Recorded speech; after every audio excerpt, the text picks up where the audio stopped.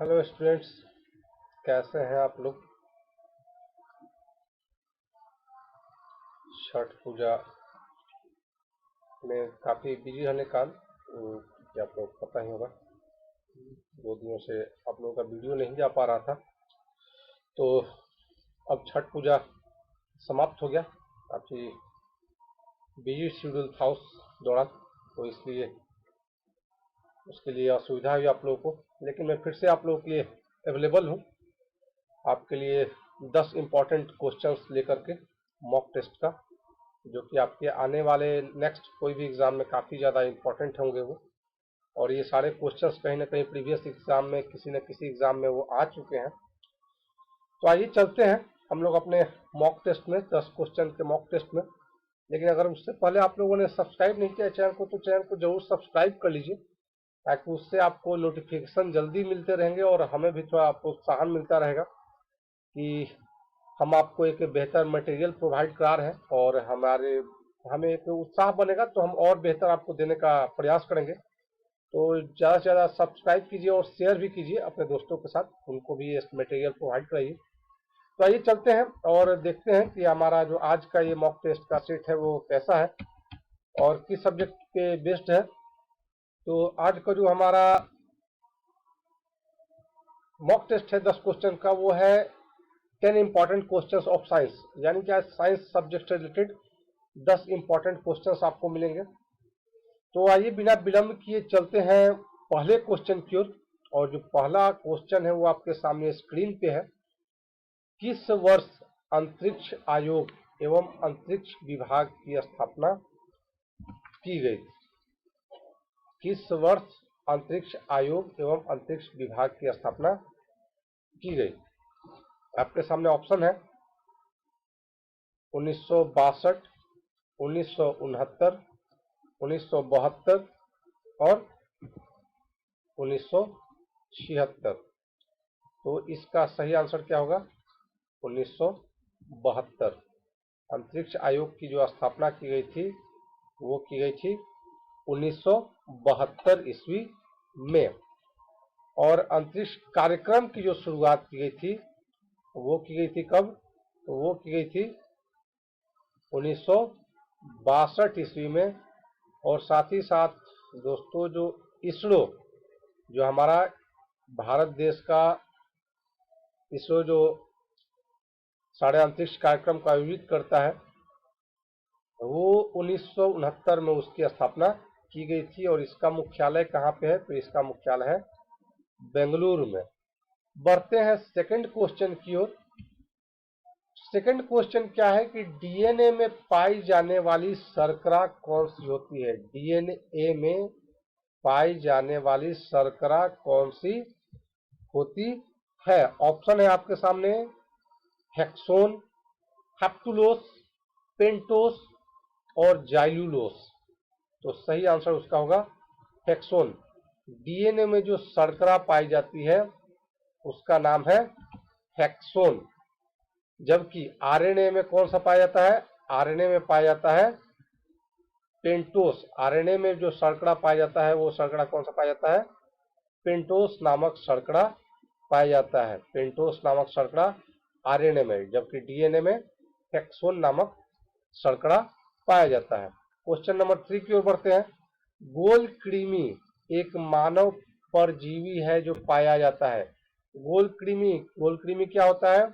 जो बहुत से बार आप लोग बच्चा में सुने होंगे कि पेट में कीड़ा हो गया है, तो वो कीड़ा बेसिकली वही आपका गोल कृमि वाला होता है। आपने अभी भी अपने घर में अगर कुछ छोटे बच्चे होंगे तो माताओं को कहते हुए सुना हो कि मेरा बेटा या बेटी अच्छे से खा नहीं रहा है, उसका खाना पच नहीं रहा है, पेट में कीड़ा हो गया है, तो कीड़े की दवाई देते हैं। तो वो बेसिकली कीड़ा यही होता है, गोल कृमि, जो कि हमारे प्राय लीवर वगैरह में, स्टोमक वगैरह में बचपन में खासकर ज़्यादा ये समस्याएं होती हैं। बड़े होने पे तो ये समस्या प्राय नहीं देखा गया है। तो क्वेश्चन ये है कि गोल कृमि एक मानव परजीवी है जो पाया जाता है। किसमें पाया जाता है? यकृत में, जठर में, क्षुद्रांश में या बृहदांत्र में? तो इसका सही आंसर जो होगा वो होगा क्षुद्रांश में। तो गोल कृमि जो पाया जाता है वो क्षुद्रांश में पाया जाता है। इसकी ज्यादा संख्या होगी तो क्या होगा, पेट में दर्द होगा, भूख वगैरह नहीं लगेगा, नींद वगैरह नहीं आएंगे, जो खासकर ज्यादातर बचपन वगैरह में ज्यादातर ये समस्याएं होती है, बच्चों को ज्यादा समस्या होती है। क्वेश्चन नंबर 4 की ओर बढ़ते हैं। टिटनेस का कारण क्या है, या जो यानी कि जो टिटनेस होता है, जो टिटनेस का इंजेक्शन वगैरह भी लेते हैं, उसका कारण क्या है। ऑप्शन है क्लोस्ट्रीडियम वायरस, बैक्टीरियोफेज, सॉल्मोनेला। सही आंसर है क्लोस्ट्रीडियम। टिटनेस होने का जो मुख्य कारण है वो है क्लोस्ट्रीडियम। यानी जो टिटनेस, कभी कभी जो सर वगैरह फट जाता है या फिर किसी भी तरह की घटना होने के बाद जो ब्लड वगैरह शरीर से निकल जाते हैं, तो टिटनेस का इंजेक्शन हम लोग लेते हैं। वो टिटनेस होता क्यों है, तो वो होता है क्लोस्ट्रीडियम के कारण। आगे बढ़ते हैं क्वेश्चन नंबर 5 की ओर। क्वेश्चन नंबर 5 है, कौन सा विटामिन हमारे शरीर में सबसे तीव्रता से बनता है, यानी वो कौन सा विटामिन इनमें से है जो हमारे शरीर में सबसे ज्यादा रफ्तार से, तीव्रता से बनता है। ऑप्शन है vitamin D, vitamin C, vitamin B और विटामिन ए। तो इसका सही आंसर होगा विटामिन डी। विटामिन डी आप लोग बहुत सारे डॉक्टर से भी सुने होंगे, या फिर आपने पढ़ा भी होगा कि हम जब धूप में बैठते हैं तो सुबह सुबह की धूप से शरीर हमारा क्या है, विटामिन डी एब्जॉर्ब कर लेता है। तो सबसे तीव्रता से बनने वाला जो विटामिन है हमारे शरीर में वो है विटामिन डी। इसका रासायनिक नाम क्या है, रासायनिक नाम उसका है कैल्सीफेरोल। कैल्सीफेरोल जो कि सूर्य के प्रकाश की उपस्थिति में हमारे त्वचा के द्वारा, कोलेस्ट्रॉल के द्वारा उसका निर्माण किया जाता है। पढ़ते हैं क्वेश्चन नंबर 6 की ओर। बिना बीज के फलों को विकसित करने की विधि क्या है। बिना बीज के फलों को विकसित करने की विधि क्या है या फिर क्या कहलाती है।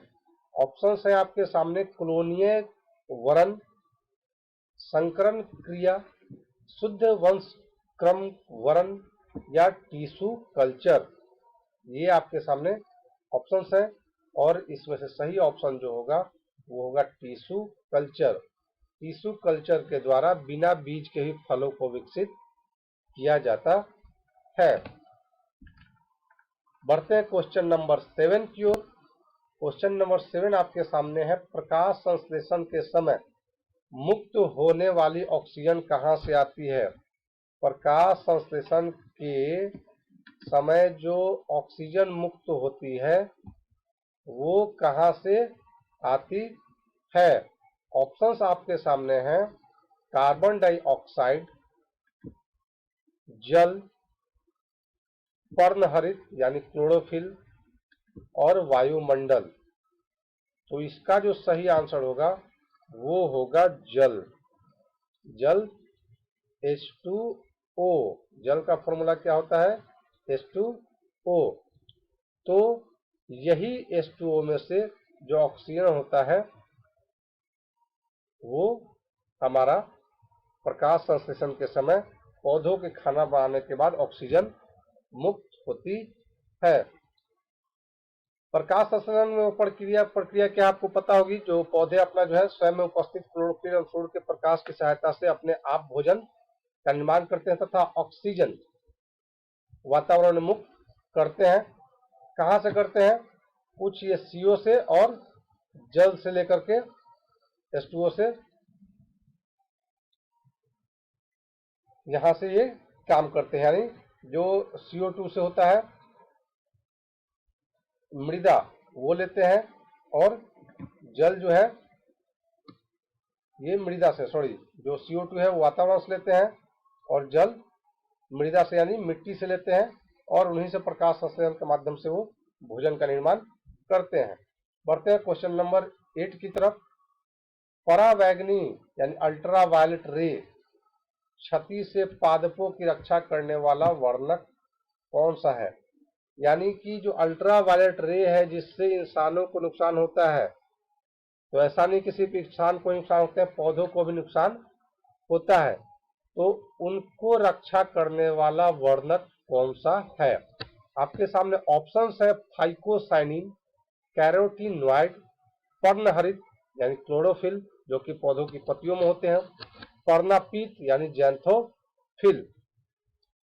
इसका सही आंसर जो होगा वो होगा पर्णापीत यानी जैंथोफिल, जो पौधों को अल्ट्रावायलेट रेज से होने वाले नुकसान से बचाता है। Option number B. ये कहाँ उपस्थित होते हैं? तो ये जैंथोफिल पेड़ों की पत्तियों में उपस्थित पीला वर्णक होते हैं। कहाँ होते हैं? पौधों के पेड़ों की पत्तियों में ही उपस्थित होते हैं। पीला वर्णक, हल्का सा पीला रंग जो पौधों की पत्तियों में होते हैं, वही उनको अल्ट्रावायलेट रे से बचाते हैं। बढ़ते हैं क्वेश्चन नंबर 9 की ओर। कवक फंगस के द्वारा फैलने वाली बीमारी इनमें से कौन सी है? आपके सामने ऑप्शंस हैं फाइलेरिया, फीता कृमि, वलय कृमि यानी रिंगवर्म, गोल कृमि। आपको बताना है कि इनमें से कौन सी बीमारी जो है कवक यानी फंगस के द्वारा होता है। आप लोग बहुत सारे ऐड टीवी में देखते होंगे, रिंग गार्ड, पिच गार्ड, तो उससे आपने अगर ध्यान दिया होगा तो वहां इस बीमारी का एक बार नाम जोड़ लिया जाता है, ठीक है। या फिर एक और ऐड आता है, उस ऐड को आपने देखा होगा तो शायद आपको ऑप्शन पता चल जाए, रिंग गार्ड। और यहां देखिए रिंगवर्म, क्या है? रिंगवर्म।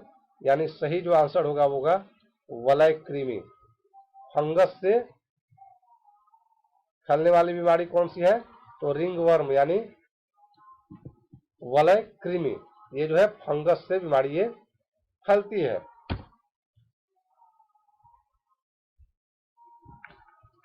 आगे बढ़ते हैं क्वेश्चन नंबर 10 की ओर, जो कि इस सेगमेंट का हमारा लास्ट क्वेश्चन है। कीटभक्षी पादप ऐसी मिट्टी में उगते हैं जिसमें काफी कमी होती है। कीटभक्षी पादप ऐसी मिट्टी में उगते हैं जिसमें किसकी कमी होती है? ऑप्शन है कैल्शियम, जल, हाइड्रोजन, नाइट्रोजन और मैग्नीशियम। कैल्शियम, जल, नाइट्रोजन और मैग्नीशियम। तो वह जा रहा है कीटभक्षी पादप ऐसी मिट्टी में उगते हैं जिसमें किसकी कमी होती है, यानी इनमें से कौन सी चीज की कमी होती है जहां कीटभक्षी पादप उगते हैं? तो सही आंसर होगा नाइट्रोजन। जहां पे कीटभक्षी पादप यानी वैसे पौधे जो कीटों को अपना शिकार बनाते हैं, कीटों को अपना भोजन के रूप में लेते हैं, उन मिट्टी में नाइट्रोजन की कमी होती है। तो ये हमारे आज के 10 इंपॉर्टेंट क्वेश्चन हैं जो काफी ज्यादा इंपॉर्टेंट है और ये हमेशा किसी न किसी एग्जाम में आते हैं, तो आपको इनको पढ़ लेना है। और आगे आपका अगर बीपीएससी का एग्जाम है या फिर बिहार एसआई या फिर एसएससी जीडी देने वाले हैं, इसके अलावा आप ये अगर यूपी पीसीएस का आरओ एआरओ का है या फिर आपका इलाहाबाद हाई कोर्ट का आरओ एआरओ का है, तो उन सब एग्जाम में भी आपको ये काफी ज्यादा इंपॉर्टेंट होगा। तो आप इन सारे क्वेश्चन को प्रैक्टिस करते रहिए और इसी तरह के और भी क्वेश्चन मैं लाता रहूंगा। और इसके अलावा आगे नेक्स्ट कुछ डेज में, 1-2 डेज में आपको सभी सब्जेक्ट के एक एक करके धीरे धीरे करके, एक ही बार नहीं, इस आपका आर्ट्स का जो सब्जेक्ट होगा, जो हमारा सब्जेक्ट है, जैसे हिस्ट्री का, सिविक्स का और जियोग्राफी का, इकोनॉमिक्स का, इनका एक एक करके स्टडी मटेरियल नोट्स के तौर पे काफी बेहतरीन नोट्स आपको अवेलेबल करवाए जाएंगे। हिस्ट्री से शुरुआत की जाएगी, तो वो सारे भी 1-2 दिनों बाद से आपको बीच बीच में धीरे धीरे करके वही प्रोवाइड करवाते रहे जाएंगे आपको। तो आप बेहतर तरीके से अपने एग्जाम की तैयारी करते रहिए। और साथ ही साथ अंत में यही कहूंगा कि अगर आपने चैनल को सब्सक्राइब नहीं किया है तो सब्सक्राइब जरूर कर लीजिए।